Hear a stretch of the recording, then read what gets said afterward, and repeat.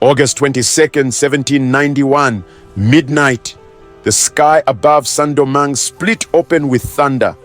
In the tropical darkness, thousands of enslaved Africans gathered in secret. They had been whipped, branded, worked to death in the sugar fields. They were considered property, less than human. But on this night, something changed. Within days, they would burn 500 plantations to ash. Within years, they would destroy the most powerful army in Europe. Within 13 years, they would achieve the impossible.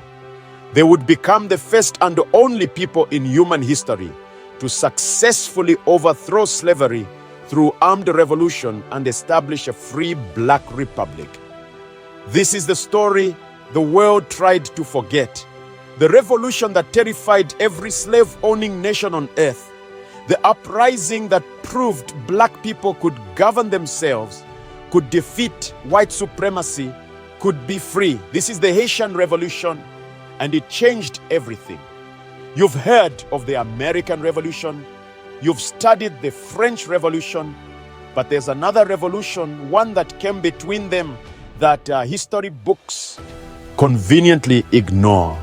The Haitian Revolution, from 1791 to 1804, enslaved Africans in the French colony of Saint-Domingue fought one of the most brutal and complicated wars in human history. They faced the French Empire, the Spanish Empire, the British Empire, and even armies sent by Napoleon Bonaparte himself. They were outnumbered, outgunned, starved, diseased, betrayed, and yet they won. Today, we're going to uncover the full story of this revolution, not the sanitized version, not the version that makes Europeans comfortable, the real story. We'll meet the brilliant generals who outsmarted Napoleon, the priestesses who used African spiritual power to unite the rebels, the ordinary people who chose death over slavery. We'll explore the conspiracy of silence that buried this history for 2 centuries. And we'll discover why this revolution still matters today to Africa, to the Caribbean, to Black people everywhere, and to anyone who believes in freedom. This is not just Haiti's story. This is the story of African resistance, African genius, and African liberation. Let's begin. Before the revolution, Saint-Domingue was the richest colony in the entire world. The French called it the Pearl of the Antilles. It produced more wealth than all 13 American colonies combined. Sugar, coffee, cotton, indigo. By 1789, Saint-Domingue generated 60% of all the coffee consumed in Europe and 40% of the sugar. The colony's exports were worth more than those of the entire United States. This wealth built Paris. It funded the French monarchy. It made fortunes for thousands of European families. But this prosperity had a foundation, the blood and bones of enslaved Africans. To understand the revolution, you must first understand the horror that preceded it. Between 1680 and 1776, French slave traders kidnapped nearly 800,000 Africans and shipped them across the Atlantic to Saint-Domingue. They came from Congo, Angola, Dahomey, Senegambia, from sophisticated kingdoms with their own systems of government, science, and culture. In Saint-Domingue, they were stripped of their names, their languages, their humanity. They were branded with hot irons like cattle. They were worked 18 hours a day in the sugar mills and fields. The death rate was so high that planters calculated it was cheaper to work enslaved people to death and buy new ones than to let them rest. Life expectancy for a newly arrived African, 7 years. The punishments were deliberately sadistic. Enslaved people were buried alive up to their necks near ant nests. They were roasted over slow fires. They had gunpowder inserted into their rectums and ignited. Women were raped systematically. This wasn't random cruelty. This was a calculated system designed to break the human spirit.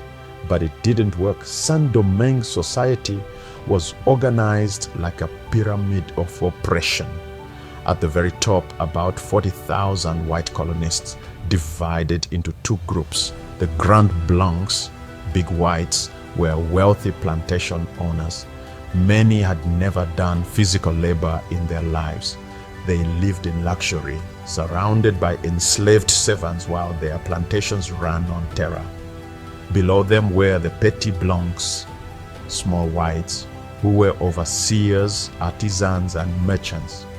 They were often poor, resentful, and violently racist to maintain their status above people of color. The middle tier was occupied by the gens de couleur libre, free people of color. These were mixed race descendants of white planters and enslaved African women, and some were formerly enslaved people who had purchased their freedom. Many gens de couleur owned property. Some even owned enslaved people themselves. They were educated, wealthy, and culturally French. But under the Code Noir, the Black Code, they faced over 100 legal restrictions. They couldn't wear the same clothing as whites. They couldn't sit with whites in church. They couldn't hold political office or testify against whites in court. Despite their wealth, they were considered inherently inferior because of their African blood. This created a bitter resentment that would later fuel the revolution. At the bottom of the pyramid, about 500,000 enslaved Africans. They were the majority. They produced all the wealth, and they remembered freedom. Many had been born in Africa. They spoke Kikongo, Fon, Wolof, Bambara. They practiced Vodou, a sophisticated spiritual system that combined West African religions with elements of Catholicism. And they knew something the planters had forgotten. They outnumbered their oppressors more than 10 to 1. On July 14th, 1789, revolutionaries in Paris stormed the Bastille prison. The French Revolution had begun. The revolutionaries proclaimed liberty, equality, and fraternity. They declared the rights of man, but they didn't mean all men. When the gens de couleur in Saint-Domingue demanded equal rights based on these revolutionary principles, the white colonists refused. When enslaved people heard about liberty and equality, they asked a simple question: does this apply to us? The white planters panicked. They knew their entire society rested on a lie, that black people were naturally inferior and suited for slavery. If that lie was exposed, if enslaved people believed they deserved freedom, the whole system would collapse. They tried to suppress the news from France. They increased punishments, they tightened surveillance. But information spread through the slave quarters like wildfire, whispered in Creole, encoded in songs, carried by travelers. The enslaved people of Saint-Domingue were watching, listening, waiting, and they were planning something extraordinary. His birth name was François Dominique Toussaint Breda. He was born into slavery around 1743 on a plantation near Cap Français. But he was different from the beginning. Toussaint was educated, highly unusual for an enslaved person. He could read and write in French and Creole. He studied European military tactics, philosophy, and history. He read Julius Caesar's campaigns and analyzed European warfare. He worked as a coachman and steward, positions that gave him access to information and the trust of his enslaver. By 1791, he was in his late 40s, awed by the standards of enslaved people in Saint-Domingue. When the revolution began, Toussaint didn't immediately join. He helped his former enslaver's family escape, showing the complexity of his character, honor, and strategy intertwined.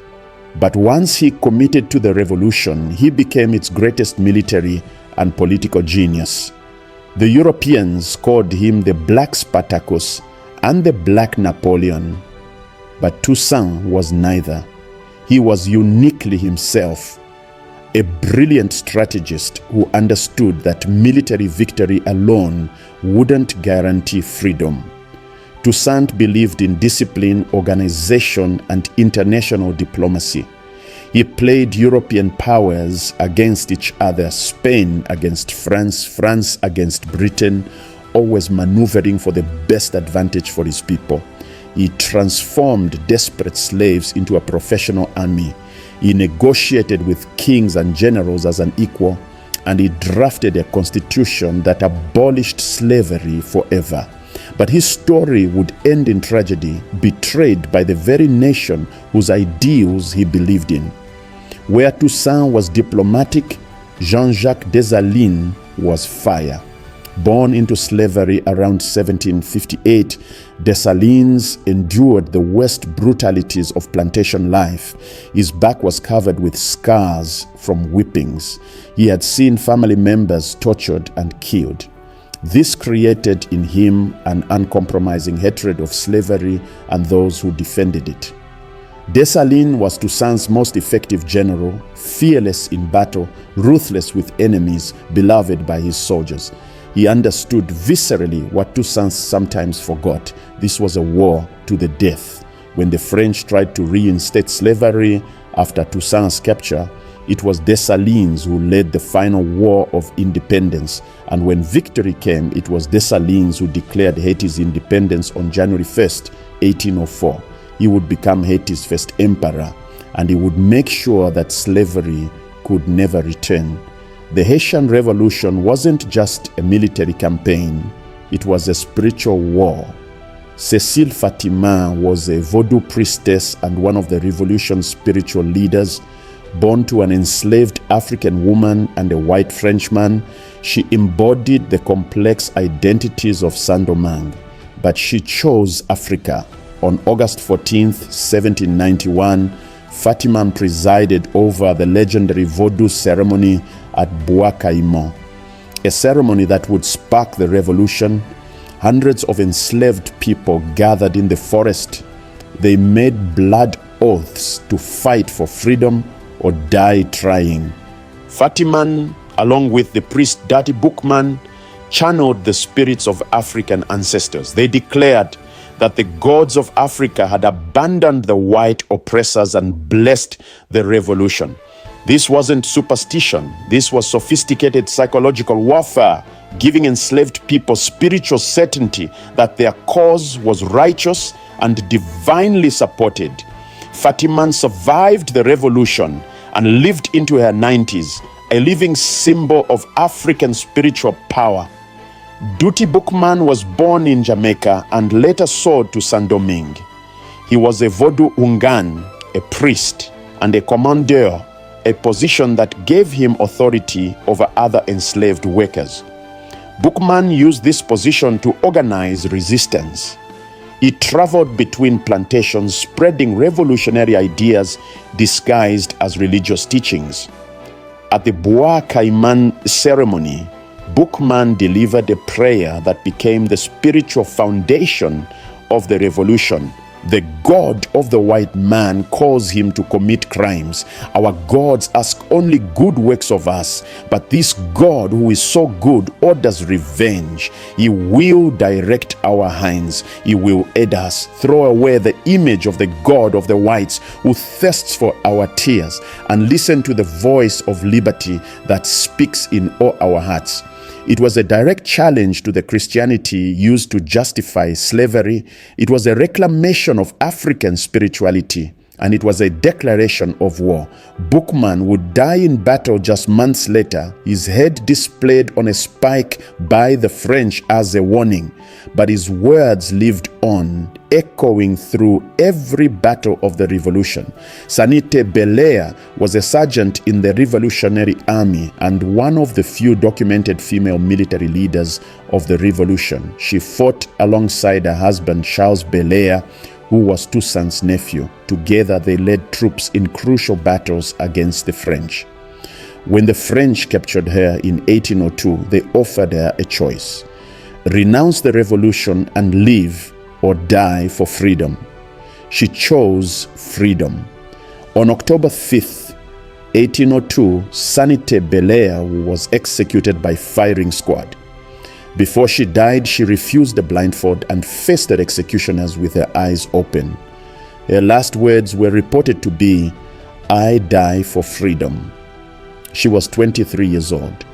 Vincent Auger was a wealthy, educated, free man of color who traveled to France to petition the revolutionary government for equal rights for gens de couleur.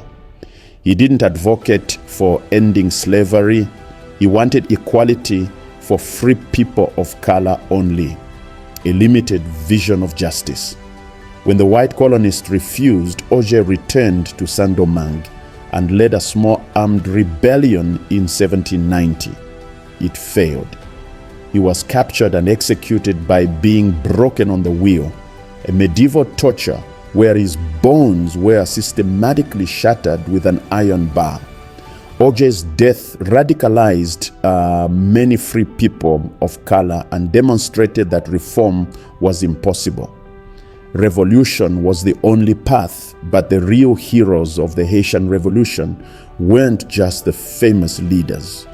They were the hundreds of thousands of ordinary enslaved people whose names we'll never know.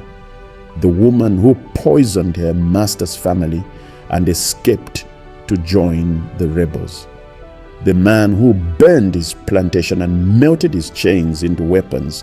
The mother who carried her children through the mountains to freedom. The drummer whose rhythms coordinated attacks. The healer who treated wounded fighters with African medicine. They risked everything and most lost everything. They died of disease, starvation, and battle wounds.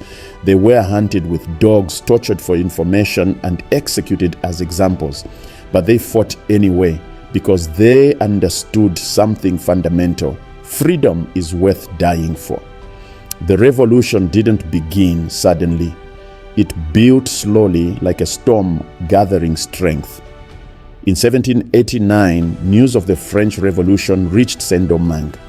The Declaration of the Rights of Man proclaimed that all men were born free and equal.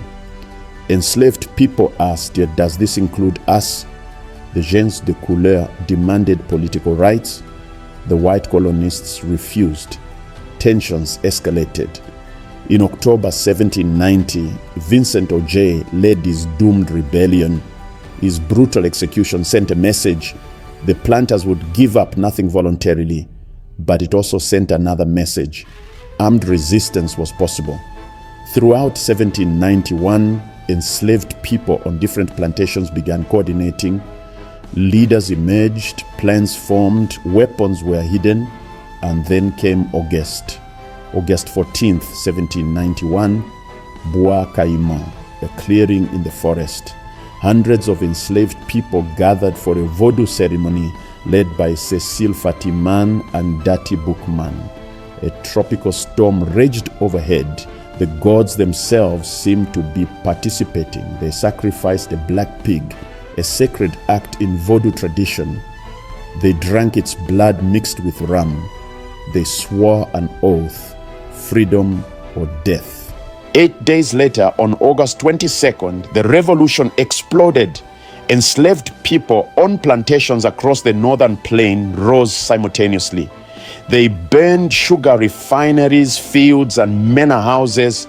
They killed plantation owners and overseers who had tortured them for years. Within 10 days, over 1,000 plantations were destroyed. More than 2,000 white colonists were dead. The smoke from burning sugar cane could be seen from ships 50 miles at sea. The rebels formed armies, unorganized at first, driven by rage and desperation, but they were united by a single purpose: never to be slaves again. The white colonists and the colonial government were in shock. They had always believed enslaved people were docile, childlike, incapable of organized resistance. They were wrong. The conflict quickly became extraordinarily complex. The white planters called for help from France, but the revolutionary government in Paris was divided. Some wanted to suppress the slave revolt. Others saw an opportunity to weaken the planters' power. The Gens de Couleur, led by André Rigaud in the south, fought sometimes with the enslaved rebels, sometimes with the French, depending on who promised them more rights. And then the European powers intervened. Spain, which controlled the eastern part of Hispaniola, offered freedom to enslaved people who fought for the Spanish crown against France. Toussaint Louverture and his growing army initially allied with Spain. This wasn't betrayal, it was strategy. Toussaint understood that the enslaved rebels needed training, weapons, and international recognition. The Spanish provided all three. In 1793, Britain invaded Saint-Domingue, hoping to seize the wealthy colony for themselves. Now 4 different armies fought across the island. French Republicans, white planter militias, Spanish forces with black auxiliaries, and British troops. And in the mountains and forests, the largest force of all, the armies of formerly enslaved people who trusted no European power completely. On February 4th, 1794, the French National Convention in Paris made a historic decision. Slavery was abolished in all French territories. It was partly principle. Some French revolutionaries genuinely believed in universal freedom, but it was mostly pragmatism. France was losing the war in Saint-Domingue and desperately needed the black armies on their side. When news reached Saint-Domingue in May, Toussaint made his move. He abandoned the Spanish alliance and joined the French Republic, but on his own terms. He demanded recognition as a general, autonomy for his troops, and confirmation that slavery would never return. The French agreed. They had no choice. Over the next 3 years, Toussaint transformed the revolution. He built a disciplined professional army of over 20,000 soldiers. He recruited European officers to train his troops in advanced military tactics. He established a supply system, a medical corps, and an intelligence network. He defeated the Spanish in the east, driving them back across the border.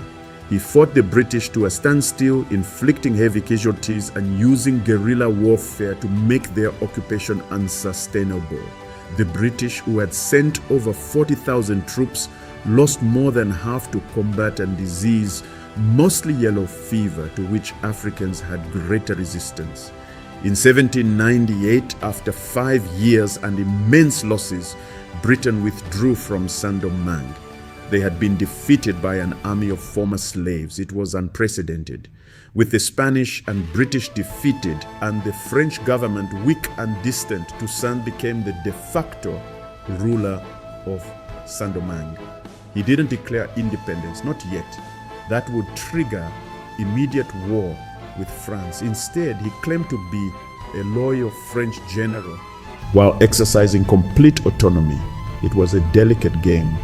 Toussaint believed Saint-Domingue needed international trade and diplomatic recognition to survive. He reopened plantations, not as slavery, but as paid labor, which former slaves resented. He negotiated trade agreements with Britain and the United States, who were happy to undermine French power. He established schools, rebuilt infrastructure, and created a government bureaucracy. He promoted based on merit. His administration included black Africans, mixed-race people, and even some white colonists who had remained neutral. But his greatest act was drafting a constitution in 1801. The Constitution of 1801 declared slavery was abolished forever and could never be reinstated. All people, regardless of color, were equal citizens. Toussaint was governor for life. Saint-Domingue remained a French colony, but governed itself autonomously. When he sent this constitution to France, Napoleon Bonaparte read it with rage.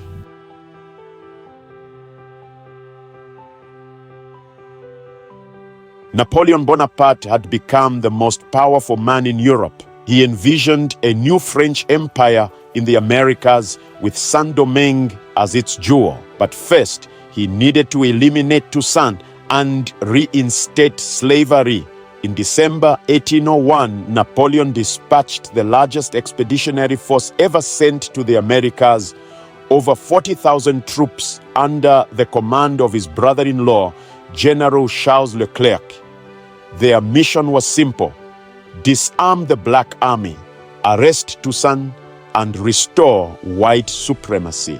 The French arrived in February 1802 with overwhelming force. Toussaint tried diplomacy, but Leclerc's orders were clear: accept complete surrender or face annihilation. The war was brutal beyond description. Dessalines and other generals fought desperately, but the French had superior numbers and equipment. Town after town fell. The revolutionaries retreated to the mountains.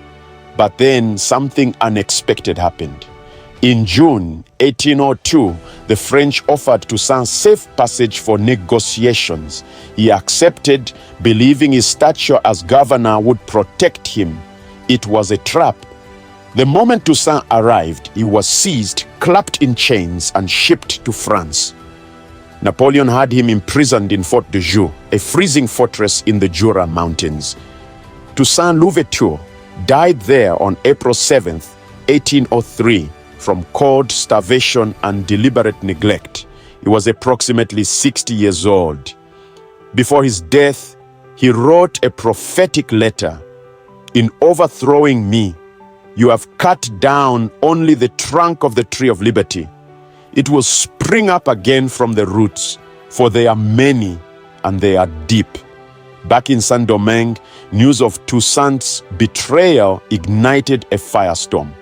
Many black officers had initially cooperated with the French, believing promises of peace. But then the French made a fatal mistake. They tried to disarm all black soldiers and reinstate the slave laws. Enslaved people in Guadeloupe had just been re-enslaved by French forces. The same was clearly planned for Saint-Domingue. Dessalines, Henri Christophe, and other generals made a decision: total war, no compromise, independence or death. The final war of independence was the most brutal phase of the revolution. Dessalines created a unified front. He allied with the gens de couleur generals like Alexandre Pétion and André Rigaud, who realized the French would betray them too. He mobilized the entire population. Men, women, even children fought, and nature became an ally. Yellow fever returned with a vengeance in the summer of 1802. French soldiers died by the thousands. General Leclerc himself died of fever in November. His replacement, Rochambeau, was even more vicious. He imported bloodhounds from Cuba to hunt rebels and used gas to suffocate prisoners. But it didn't matter. The French were losing. On November 18th, 1803, the revolutionary armies won the decisive Battle of Vertières near Cap Français. It was a stunning military achievement: disciplined formations, coordinated artillery, tactical brilliance. The French forces, once 40,000 strong, were reduced to fewer than 8,000 emaciated survivors. They surrendered. On November 30th, 1803, the last French troops evacuated Saint-Domingue. The impossible had happened. Enslaved people had defeated Napoleon Bonaparte. On January 1st, 1804, in the city of Gonaives, Jean-Jacques Dessalines stood before a crowd of thousands and declared, "We have dared to be free. Let us dare to be so by ourselves and for ourselves." He formally declared the independence of Haiti, the indigenous Taino name for the island meaning land of mountains. Haiti became the second independent nation in the Western Hemisphere after the United States. More importantly, it became the first nation in history founded by formerly enslaved people, the first black republic in the modern world. But the declaration came with a terrible clause. Dessalines ordered the execution of most remaining white French colonists, men, women, and children. It was revenge for centuries of torture, rape, and murder. It was also strategic, ensuring the planters could never return. Between 3,000 and 5,000 white people were killed in early 1804. This massacre would be used for centuries to justify international isolation of Haiti. The world would remember Haitian violence and conveniently forget the centuries of French brutality that provoked it. The Haitian Revolution succeeded, so why doesn't the world know about it? Because every slave-owning nation on earth conspired to erase it from history. The United States, Britain, France, Spain, Portugal, Brazil all refused to recognize Haiti diplomatically for decades. They enacted trade blockades. They spread propaganda portraying Haitians as violent savages. Thomas Jefferson, who owned hundreds of enslaved people, feared the Haitian example might inspire a rebellion in America. He refused to recognize Haiti and supported French efforts to isolate the new nation. France was even more vindictive. In 1825, France sent warships to Haiti and demanded payment, 150 million francs, approximately $21 billion in today's money, as compensation for the loss of enslaved people and property. Haiti, surrounded by hostile powers and desperate for recognition, agreed. This debt crippled Haiti's economy for generations. Haiti didn't finish paying until 1947, 143 years later.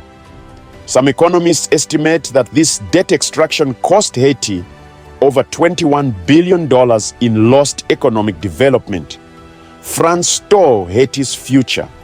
And then France and other nations blamed Haiti for being poor, ignoring that they had deliberately impoverished it. The Haitian Revolution destroyed the central justification for slavery, that black people were naturally inferior and incapable of self-governance. Haitian generals had outsmarted European military commanders. Haitian diplomats had negotiated with world powers. Haitian people had created a functioning government. So European intellectuals invented new lies. They claimed the revolution succeeded only because of yellow fever. Minimizing African military achievement, they portrayed Haitian leaders as brutal and irrational, ignoring the measured strategy of leaders like Toussaint. They described Vodou as a primitive superstition, ignoring its role as a sophisticated system of resistance and community organization. And they predicted wrongly that Haiti would collapse within years. When Haiti struggled economically because of the embargo and debt, racists pointed to this as proof of black inferiority, not evidence of European sabotage. This narrative poisoned global consciousness for 2 centuries. The Haitian Revolution demonstrated levels of military sophistication that historians are only now beginning to acknowledge. Toussaint developed innovative guerrilla tactics using knowledge of terrain, weather, and disease to neutralize European advantages. He created a mobile defense strategy that exhausted larger armies. He used scorched earth policies strategically, denying resources to invaders. Dessalines perfected what we'd now call total war, mobilizing entire populations, combining conventional and guerrilla warfare, and using psychological operations to demoralize enemies. These weren't lucky accidents. These were brilliant adaptations of European military theory combined with African tactical traditions. But European military academies didn't study Haitian tactics. They couldn't acknowledge that black generals had achieved what most European commanders could not, defeating Napoleon. The Haitian Revolution is usually told as a story of male generals, but women were essential at every level. Beyond Cécile, Fatiman, and Sanité Belair, thousands of unnamed women fought, spied, and organized. Women served as intelligence agents, moving between plantations and cities without suspicion. They hid weapons, treated wounded soldiers with traditional medicine, and maintained communication networks. Women fought in combat units, often disguised as men. They led food production to sustain armies. They protected children and rebuilt communities. Marie-Jeanne was a legendary fighter who led troops in the south and personally beheaded enemy soldiers. Catherine Flon sewed the first Haitian flag. Their contributions were systematically erased from official histories, partly because of sexism, partly because acknowledging women's military leadership further challenged European gender ideologies. Western historians have portrayed Vodou as primitive superstition. This is deliberate misrepresentation. Vodou was a sophisticated system of psychological warfare, giving spiritual certainty to fighters. Encrypted communication, rituals conveyed information without words, community organization, ceremonies built solidarity across plantations, medical knowledge, herbal treatments that saved lives, cultural preservation, maintaining African identity under oppression. The Bois Caiman ceremony wasn't just religious theater. It was a strategic gathering that coordinated the largest slave uprising in history. Vodou priests and priestesses served as intelligence officers, medics, psychologists, and political organizers, all roles disguised as spiritual practice. European colonizers understood this threat, which is why they banned Vodou and spread propaganda portraying it as evil. That propaganda continues today. The Haitian Revolution's most immediate impact was terror among slave-owning societies. In the American South, plantation owners lived in constant fear of another Haiti. They enacted harsher slave codes, restricted literacy, and increased surveillance. But the revolution also inspired resistance. Denmark Vesey, who planned a slave rebellion in Charleston in 1822, had lived in Haiti and was inspired by its success. Nat Turner's 1831 rebellion was motivated partly by knowledge of Haiti. In South America, Simón Bolívar received critical military aid from Haiti's President Alexandre Pétion, weapons, ships, and soldiers, in exchange for a promise to abolish slavery in the territories he liberated. Bolívar kept that promise, though historians often omit Haiti's crucial role in South American independence. The Haitian Revolution demonstrated to the world and to Africans that European military power was not invincible. Many Haitian revolutionaries were African-born. When they defeated European armies, it proved that Africans could organize, strategize, and win against technologically superior forces. This psychological impact resonated across the African diaspora. It planted a seed. Liberation is possible. Though direct historical connections are difficult to trace, the Haitian example influenced Pan-African thought in the 20th century. Leaders like Marcos Garvey, Aimé Césaire, and C.L.R. James drew inspiration from Haiti. France didn't officially recognize Haiti until 1838, 34 years after independence, and only after Haiti agreed to pay the crushing debt. The United States didn't recognize Haiti until 1862 during the Civil War, when Southern slaveholders no longer controlled American foreign policy. The Vatican didn't send a representative until 1860. This isolation devastated Haiti's development. Unable to trade freely, unable to borrow on international markets, Haiti's economy stagnated while other nations industrialized. Haiti today faces profound challenges: poverty, political instability, environmental degradation, and the aftermath of devastating earthquakes. But these problems aren't evidence of Haitian failure. They are evidence of persistent international exploitation. The United States occupied Haiti militarily from 1915 to 1934, controlling its government and extracting resources. American corporations bought Haitian land at exploitative prices. The U.S. supported brutal dictators like François Papa Doc Duvalier when it served American interests. France has never apologized for slavery or the independence debt. In fact, French President Jacques Chirac visited Haiti in 2004 for the bicentennial of independence, but refused to discuss reparations. International aid to Haiti often comes with conditions that benefit donor nations more than Haitian people. After the 2010 earthquake, billions in aid went to foreign contractors while Haitian workers went unemployed. Despite everything, the Haitian Revolution remains one of the most important events in human history because it established universal principles. Human beings are born free, and slavery is an absolute evil. Oppressed people have the right to resist by any means necessary. Liberation cannot be given, it must be taken. European civilization is not superior to African civilization. These aren't abstract ideals. Asian people paid for them in blood. Every subsequent anti-colonial movement in Africa, Asia, the Caribbean, everywhere, owes a debt to Haiti. The Haitian Revolution proved that empire could be defeated. The Haitian Revolution asks us an uncomfortable question: what does freedom actually cost?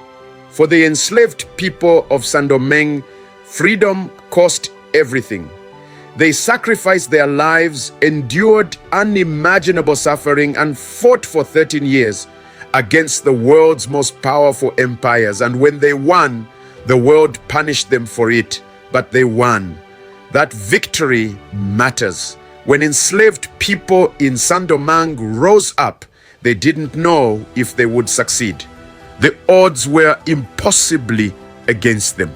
They had every reason to believe they would be crushed, tortured, and killed. But they fought anyway, because they understood something fundamental. It is better to die free than to live enslaved. That truth transcends Haiti. It transcends the 18th century. It speaks to every person facing oppression. Liberation is possible. Impossible victories can be won. Ordinary people can change history. The Haitian Revolution is not just a story about the past. It's a challenge to the present. Everywhere, people are still fighting for freedom. Freedom from economic exploitation, from political tyranny, from systems that treat human beings as disposable. The Haitian revolutionaries fought their battle. They won their freedom. Now we must fight ours. The revolution is not over. It continues in every struggle for dignity, justice, and liberation. Haiti showed us the way. The question is, will we have the courage to follow? The story of the Haitian Revolution is one of the most important stories in human history, and yet it remains one of the least known. That's not an accident, it's a choice to prioritize comfortable narratives over difficult truths. But you've listened to this documentary. You've learned what the history books left out. You now carry this knowledge. What will you do with it? If this story moved you, if it challenged you, if it inspired you, share it.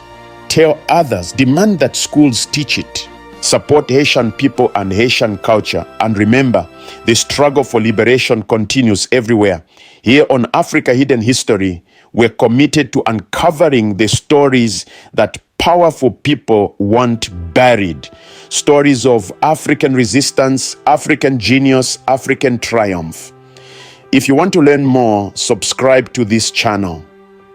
Next time, we'll explore another hidden chapter of African history. Another story of people who fought impossible odds and changed the world. Hit the like button if this documentary taught you something new. Leave a comment telling us what story we should cover next. And remember the words of Jean-Jacques Dessalines: I have given the French cannibals blood for blood. I have avenged America. Haiti stands as proof that freedom is possible. Never forget that. Until next time, keep seeking truth. Keep questioning the narrative. Keep discovering Africa's hidden history.